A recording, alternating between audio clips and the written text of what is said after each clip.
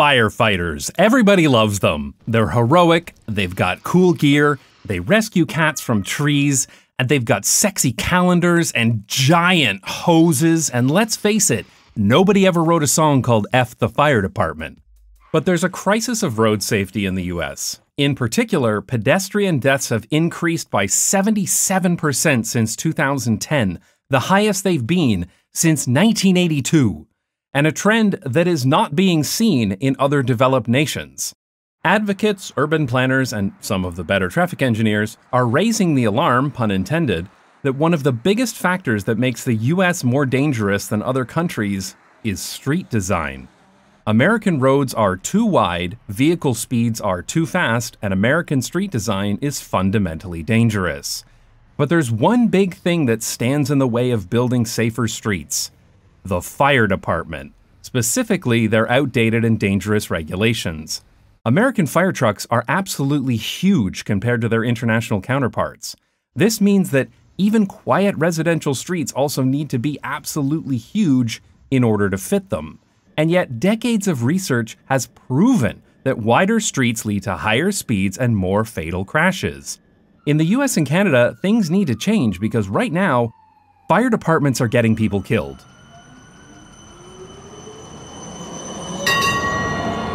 There are a disturbingly large number of safe street projects in North America that have been postponed, watered down, or canceled entirely because of opposition from fire departments. Baltimore was supposed to install 10 miles of new bike lanes downtown, but the fire department said that it would make the streets too small for its trucks and aggressively fought against the plan. And similar objections happened in Arlington and in Los Angeles. In Peekskill, New York, the community created a car-free street during the lockdown, which the fire department opposed at the first possible opportunity. And in Toronto, the complaints of the fire department have been used to propose removing a protected bike lane. All of this potential progress to make streets safer was lost because of giant fire trucks. But hey, we need those big fire trucks to fight fires, right? Here's a question for you. What do firefighters do? You're probably thinking, they fight fires. When your house is on fire, they put it out. And I can forgive you for thinking that because they're called firefighters. But actually, less than 4% of fire truck calls are for building fires. That's right, less than 4%. A US study showed that nationally, about 8% of calls were for false alarms, double that of fires. But a whopping 64% of all fire department calls were for medical emergencies or rescue, 16 times that of fires, and yet North America is still sending fire trucks to all of those emergencies. This explains one of the things that surprised me about the Netherlands and what made it hard for me to film my own footage for this video. I very often see police cars and ambulances on the street, but I don't often see fire trucks.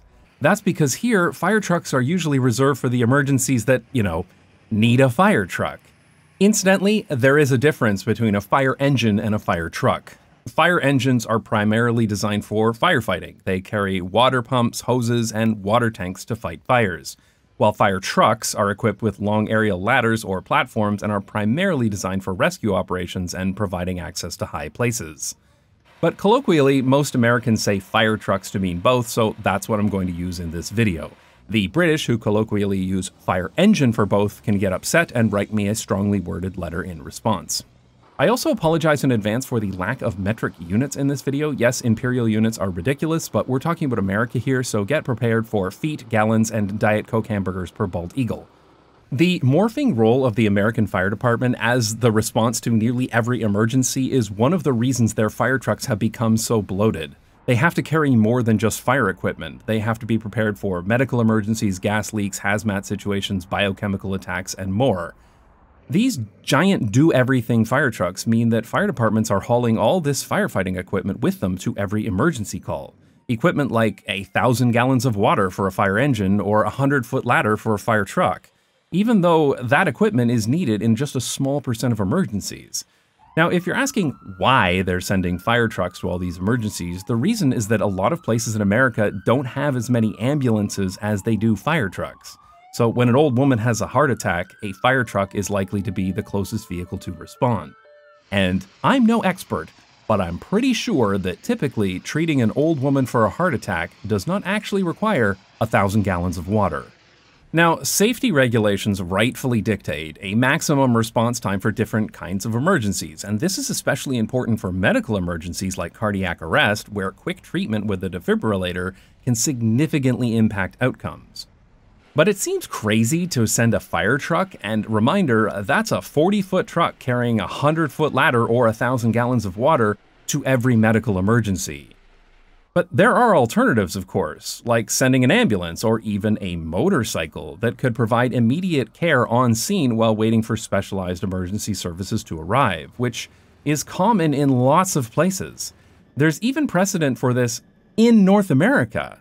Daytona Beach uses emergency response motorcycles, and they have an average response time of 3 minutes. The rest of the US, which uses large trucks, averages 7 minutes. Because it is always going to take longer for a giant fire truck, and reminder, that's a 40-foot truck carrying a 100-foot ladder or 1,000 gallons of water to make it through a crowded city than a motorcycle. But fire departments routinely argue that we can't build any infrastructure that might delay those big trucks even more. When I was an advocate, I watched fire departments try to veto bike lane projects on the grounds that it would slow down their response times. Because yeah, bike lanes slow down fire trucks, right? Just look at this clip from the Netherlands where the firefighters are stuck in, oh wait, never mind. They're driving down the bike lane. Yeah, smaller emergency vehicles can actually benefit from the same infrastructure that keeps people safe on bicycles. In fact, in many places, it's better to build bike lanes wider to improve emergency response times. When the cycling superhighways, still the dumbest name ever, were built in London, they were specifically designed to be used by emergency vehicles. Here it is in action. And I can tell you from experience, a bunch of people on bicycles can clear the road way faster than any line of cars. Hands down, it's not even comparable.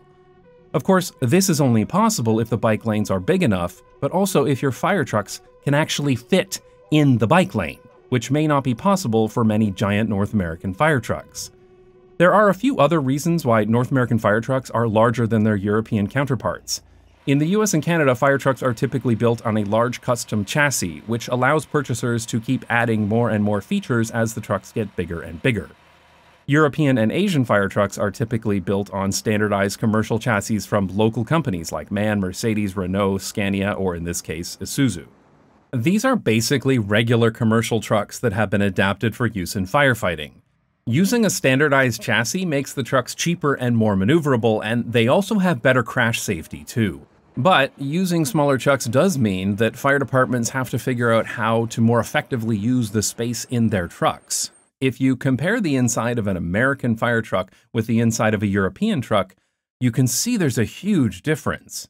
It's not that European firefighters are less prepared, they just pack things better in the smaller space available. Which is why when you see the absurd size of American fire trucks discussed online, there will be some American firefighter in the comments who tries to set everyone straight by typing a laundry list of things that American fire trucks carry, justifying why their trucks need to be so big. Which is then followed by a German firefighter saying, "What the hell are you talking about? We carry all that stuff too, but our trucks aren't enormous."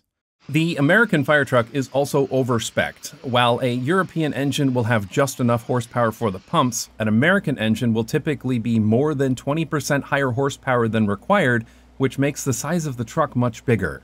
And European fire trucks use the minimum number of valves, typically 2 to 4, which the pump operator manually adjusts to achieve proper pressure, while North American fire trucks often have 7 to 14 valves based on a system of pre-connected lines. They're really living up to the US stereotype of getting the biggest and most overpowered truck you can get just for that one time you might actually need it.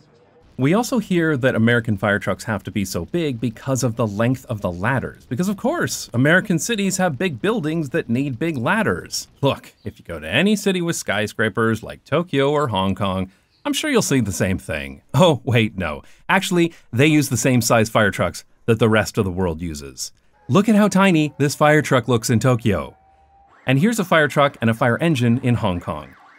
And yet, European and Asian fire trucks have ladders that reach just as high, even though the trucks themselves are shorter and have a smaller turning radius. And what's absurd about this is that even if larger ladders are required where there are tall buildings? Why are the exact same fire trucks used in suburbia where there's nothing but single-family homes? And the issue again is safety. Giant trucks mean the streets need to be too big, but the trucks themselves are more dangerous to people on the street too. Like all big trucks, they're heavier, less maneuverable, and take longer to stop. Many of them also have lower visibility, making it harder for the driver to see people who are walking or cycling. And if you hit someone with a fire truck, who do you call? Another fire truck? In 2005, the Discovery Channel aired an episode of Mean Machines where a US fire truck, used on a US military base in the UK, was put into head-to-head competition with a local UK fire truck. They had them run a mock obstacle course to see which one was more maneuverable. It was embarrassing. Look at this. A professional fire truck driver is running over cones, left and right because these vehicles are insane. Meanwhile, the European truck navigated the course with ease. It wasn't even a contest. We're constantly being told that our streets need to be insanely wide because maneuvering a fire truck is so important, but then they buy these vehicles that are inherently unmaneuverable. And while we're comparing European fire trucks, I just need to say that European sirens are better and less annoying too. They use a lower pitch frequency, which means that they can both be heard further away and they cause less hearing damage. Half as Interesting has a great video on why European sirens are better, link in the description. These differences in fire truck design are often presented by American fire departments as a funny quirk of how different countries do things differently. But of course, it's not so funny when the fire trucks have such big implications for road design. Giant fire trucks require a lot of room to pass. They have huge turning radii, and they take up even more space when they extend their ladders. To accommodate these factors, fire departments demand bigger and bigger roads. Even in a very urban city like San Francisco, the fire department requires all roads in new developments to be 30% wider than the code minimum of 20 feet. So every street, even residential streets, end up with 13-foot freeway-sized lanes in each direction. And for the benefit of most of my audience who uses metric, that means car lanes that are almost 4 meters wide. These wider lanes lead people to drive faster, which means more and deadlier car crashes. On a 30-mile-per-hour road, changing the lane width from 9 feet to 12 feet increases crashes by 50%. And it's not just street width. Fire departments fight other traffic calming measures, even roundabouts, on the grounds that it will take them longer to get to emergencies. Roundabouts are almost non-existent in the US unless you're in Carmel, Indiana or something, but they're extremely common in Europe because traffic flows better and they're often safer than signalized intersections. Replacing an intersection with a roundabout can reduce injury and fatal collision by 78 to 82% depending on the type of intersection. That seems like a great idea that can save lots of lives, right? But some fire departments actively campaign against safety measures like roundabouts because they don't accommodate 20-foot wide streets all the way around. They argue that having to slow down to navigate the roundabout creates an unacceptable delay and every second counts getting to an emergency. But how true is that really? Even though most Americans are scared to use them, roundabouts are very efficient and actually improve traffic flow, and some estimates show that changing signalized intersections to roundabouts can actually speed up emergency response times by about 30 seconds. But there are fire departments who won't even consider allowing this because they have a blanket policy that opposes all forms of traffic calming. The US also has a much higher traffic signal density than a place like the Netherlands, even though the Netherlands has a much higher population density. Countries like the Netherlands have eliminated the need for so many traffic signals because they've implemented more efficient tools, like roundabouts and roads with fewer intersections. That means that traveling the same distance, a fire truck in America will hit way more traffic signals than a fire truck in the Netherlands, which means way more intersections where a fire truck needs to slow down to avoid a potential collision. Fire departments that have these kinds of blanket rules are not only putting more people in danger from crashes, they're also getting to emergencies slower. And here's the really sad part. 5.3% of all emergencies that fire trucks respond to in the US are motor vehicle crashes. That's more than building fires. So these wide streets allow fire trucks to quickly respond to the car crashes that are caused by these wide streets. And since fire trucks are so big, roads need to be made bigger, which makes more people crash their cars, which means more fire trucks are needed, which means we need to build more wide roads. And you might say, well, this keeps the fire department in business, but that's not the way things work. Fire departments are just a cost for cities. Nobody wants this. The good news is that the fire department regulations that have created these dangerous conditions could change right now, even without replacing a single American fire truck. I talked to Scott Brody, who conducted a master's thesis on street design and is now writing a book on fire access in smaller streets, and he has several proposals based on international best practices, like adding more pre-positioned hoses to start firefighting before trucks even arrive, more on-site pumps or standpipes in the city to accept water from a pumper parked farther away, like is common in malls and skyscrapers, adding sprinklers to more classes of residential structures which can contain or fully extinguish fires on their own, changing building regulations to allow splitting large buildings like shopping malls into smaller buildings to prevent fires and especially smoke from spreading too quickly, adding publicly accessible automatic defibrillators or AEDs so that heart attack victims can get treatment faster. Bystander defibrillation is common here in the Netherlands, where public AEDs are combined with an app that provides the location of AEDs and alerts when a nearby person requires CPR. And when you load the app, you see that there are a lot of them around. So if you live in the Netherlands, please install the HartslagNu app. It might save somebody's life someday. I'll put a link in the description. Incidentally, the cardiac arrest survival rate in the Netherlands is roughly 2.5 times that of the US. Scott also suggests infrastructural changes for new developments which could, with little work, be retrofitted onto existing streets, like connecting street grids so that fire trucks can get around blockages and turn around without needing giant cul-de-sacs. Instead of requiring an entire street to be wide enough for a fire truck to park while cars can pass, the city can just have emergency spaces every so often, like is common in the Netherlands. This just looks like an oversized sidewalk. But this sign makes it clear that there's a water connection here, and this space is specifically designed for fire trucks. Once you know what to look for, you start seeing these spaces all over the city. Here's one right next to that AED I showed a moment ago. And when they're not being used for fire trucks, they're extra spaces for people.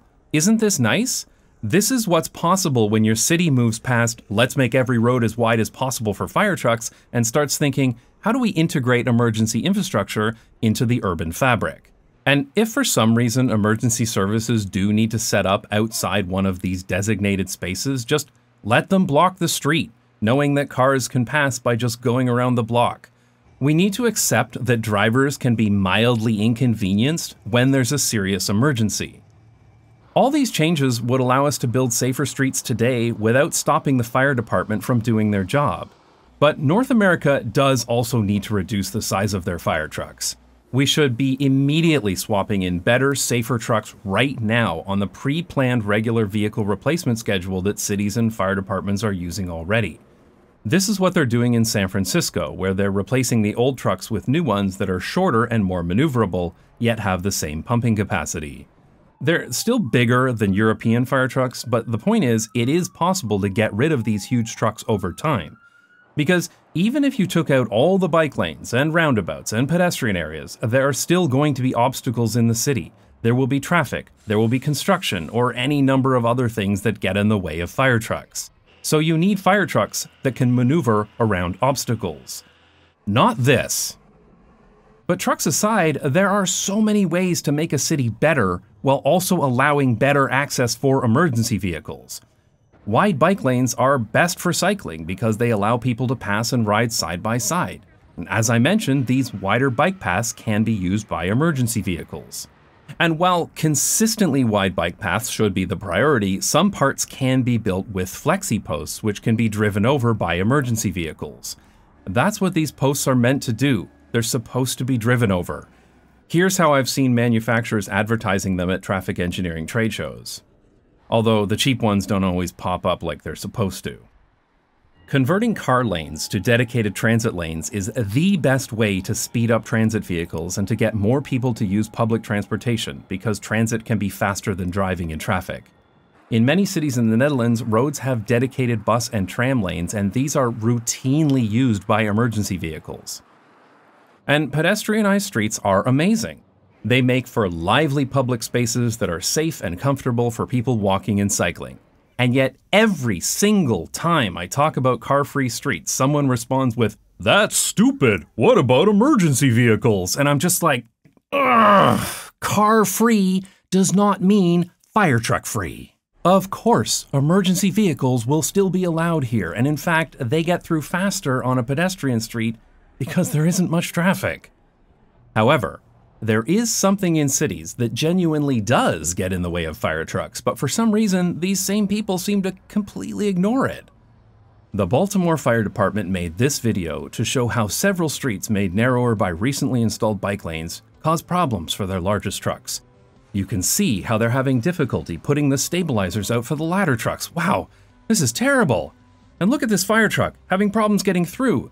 The driver can't even open his door to get out of the truck. If only the street weren't so narrow because of the bike lane. Except look at those videos again. What is getting in the way of the fire truck? It's the cars! Cars are the #1 thing that prevents fire trucks from getting to the scene of an emergency, by a huge margin. Fire trucks even get stuck on highways, where there's no traffic calming, no pedestrian areas, no bike lanes.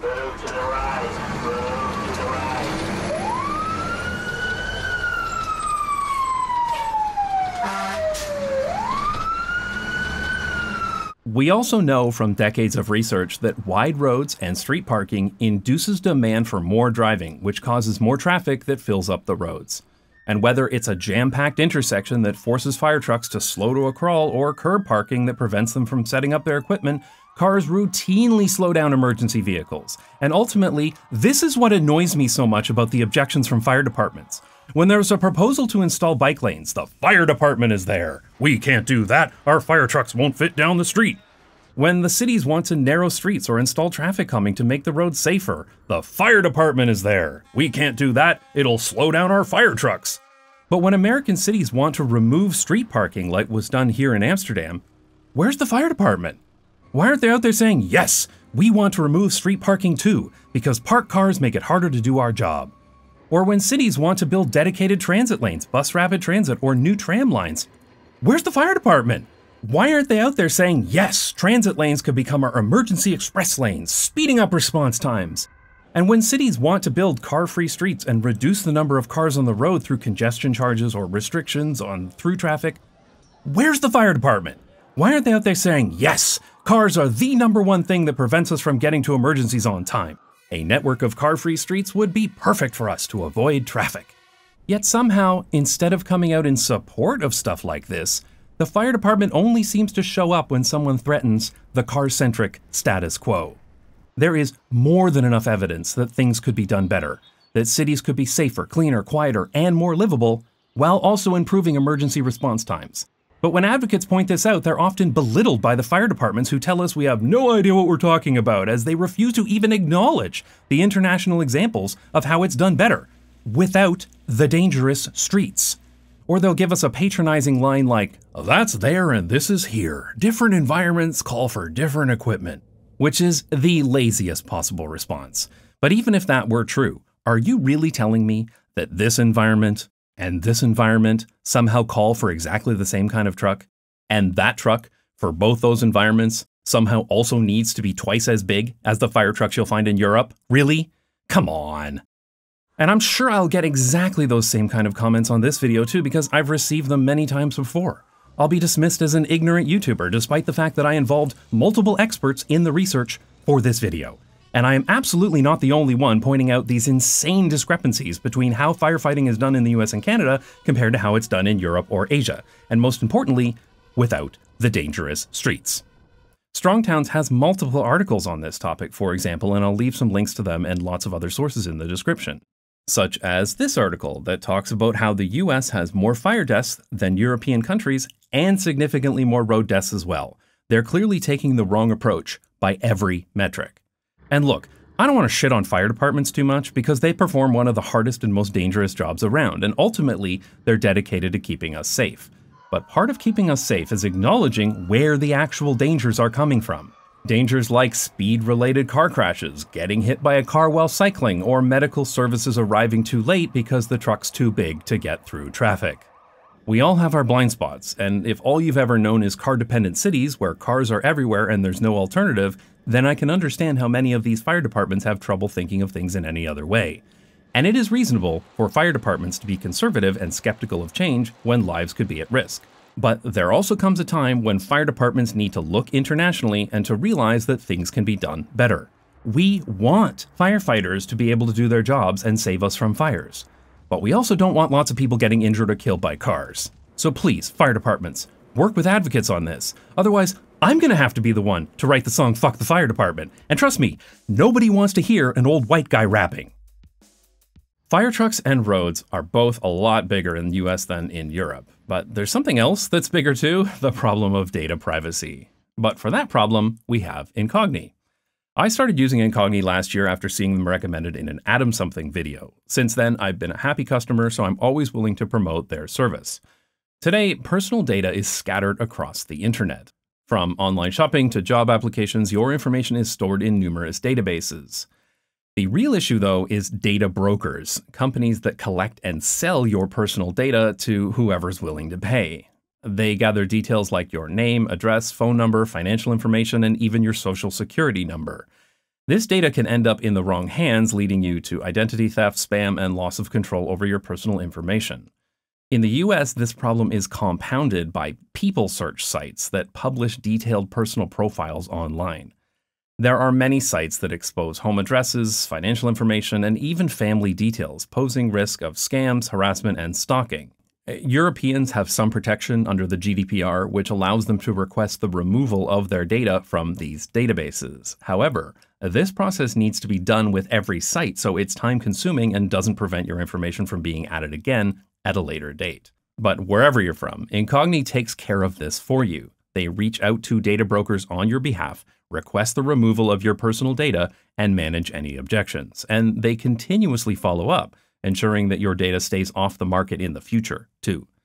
With a yearly subscription to Incogni, you can continuously safeguard your personal information. They even offer a friends and family plan allowing you to protect up to 4 people. If you're concerned about your data privacy, I recommend trying Incogni. You can sign up at incogni.com/notjustbikes or use the promo code notjustbikes for 60% off an annual subscription. Thanks for watching, and thanks to Incogni for sponsoring this video.